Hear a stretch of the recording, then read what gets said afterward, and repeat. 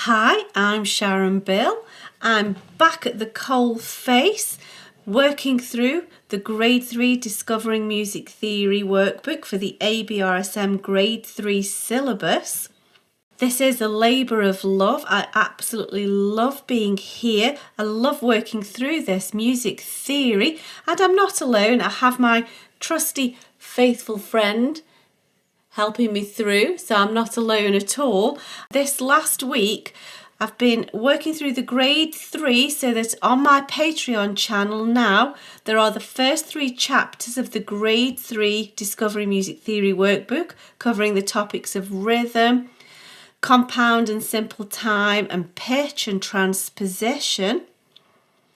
And then next week I shall be moving on to continue adding to this, hoping to get through this book. So looking at topics of keys, scales, melodic minors, intervals, triads, and so much more. It's a thoroughly fascinating topic. And of course, grades 1, 2 and 5 are all up there. Every single lesson is already on my Patreon, and grade 4 will be following quickly on after that. Last week on YouTube, the posts were for my grade 1 music theory lessons, pages 36 to 38, covering keys and key signatures, and then grade 5, pages 35 to 37, covering the topic of intervals, dealing with chromatic intervals, was posted daily. And next week I'll be posting and scheduling videos for grade 1, pages 39 to 41, again continuing with key signatures and keys and moving on to the topic of intervals.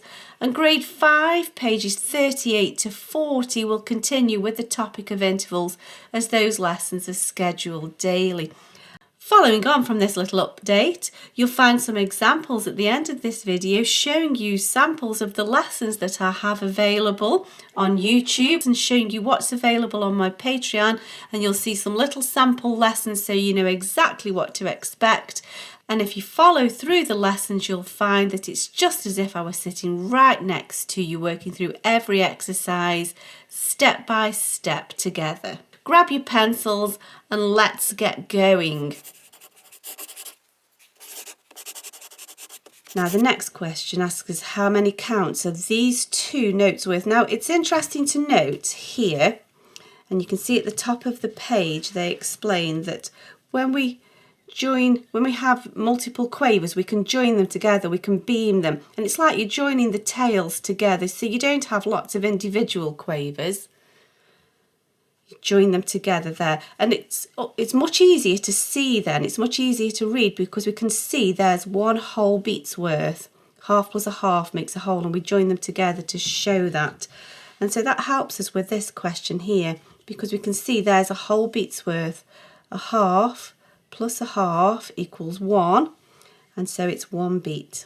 We're asked to show each of these key signatures, which is correct here. So let's think about what should be the answer here.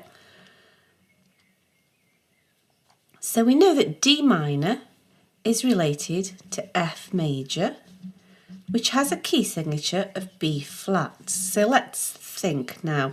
So that can't be right, because we can't have a flat and a sharp together. So here, this looks like it could be correct, but that would be correct if it was in the treble clef, because that's a B in the treble clef, so that's wrong. That is a B, but it should never be written that high. It should always be in this place here.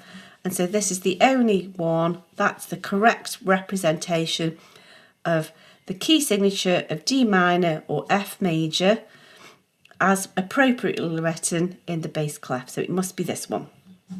So exercise 7 asks us to add missing bar lines to each of these melodies.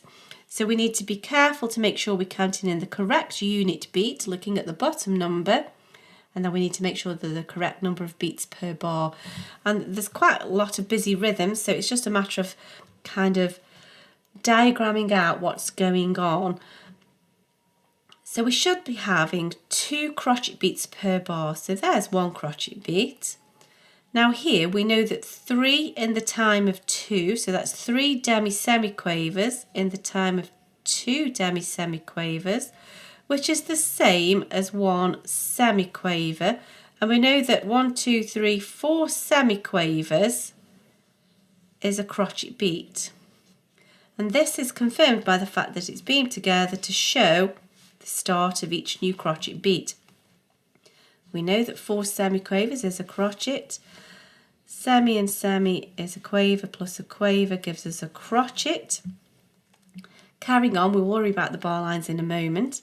3 in the time of 2 demi-semis, which is the same as 1 semiquaver. Here's another semiquaver, here's a quaver, so there's one beat. There's a crotchet beat, there's a crotchet beat, there's a crotchet beat.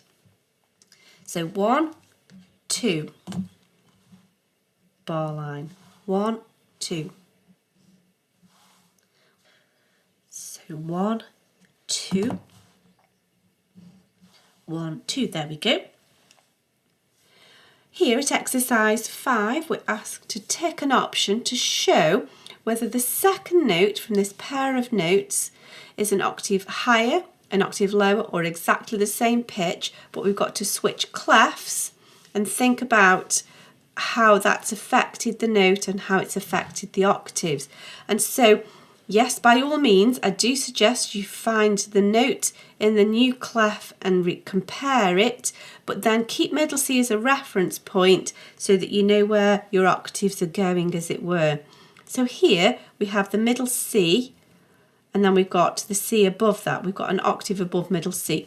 So here, this exactly is middle C, isn't it? So actually this note is this in this clef, isn't it? So this second note is lower, isn't it? It's an octave lower. So remembering that the first thing that we need to do is work out the change in key according to the interval that we've been asked to transpose.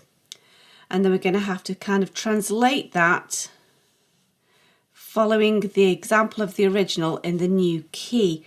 So here we have a passage in C major, and yes, it may well be A minor because it shares a key signature. However, you don't need to worry about that because anything in the original will kind of deal with that. It's just easier to think in a major key. And so if we're in C major and we need to transpose down a major second, so from C, a full step, a full tone down goes to B flat. A whole tone takes us to B flat, so our new key signature needs to be from C major to B flat major, and this is the case. B flat major has B flats and E flats, so that's correct. Now here, this note C, our starting note, is the tonic, and if we look at our original, we've gone down a major second, so everything's going to have to go down a step, and so that is correct. Now here, the original goes up a third, so that should be going to the D, shouldn't it? Down one step is to the D. However, notice here, this is just going a second, so that's incorrect. That's only gone a next door step. So what actually you've done is you've not transposed it, you've rewritten it, you've recomposed it, so that's not correct. Now we're lost here because this is incorrect, so let's now go back to where it was correct, and from the C to the F is a fourth, C, D, E, F, and so from this note to this note we need a fourth.